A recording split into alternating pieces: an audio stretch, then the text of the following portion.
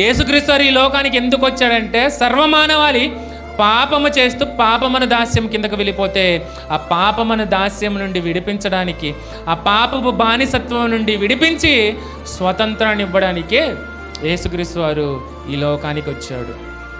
అదే స్వతంత్రాన్ని మనం పొందుకున్నాము. ఆ స్వాతంత్రాన్ని ఈరోజు మనము దేనికి ఉపయోగిస్తున్నాము? దేవుని కొరకు ఉపయోగిస్తున్నామా, లేకుంటే దేవుని ఎదుట పాపమును చేయడానికి మనము ఉపయోగిస్తున్నామా? ఇశ్రాయేలు ప్రజలకు దొరికింది స్వేచ్ఛ, దేవునికి వ్యతిరేకమైన స్థితికి వెళ్ళిపోయారు, దేవుణ్ణి దూరం చేసుకునే స్థితికి వెళ్ళిపోయారు, ఫలితంగా చెరకు వెళ్ళిపోయారు. యోసేపు కూడా ఉంది స్వేచ్ఛ, కానీ దేనికి ఉపయోగించాడు? దేవుని మాట వినడానికి ఉపయోగించాడు. ఫలితంగా ఐగుప్తుకే అధికారి అయిపోయాడు.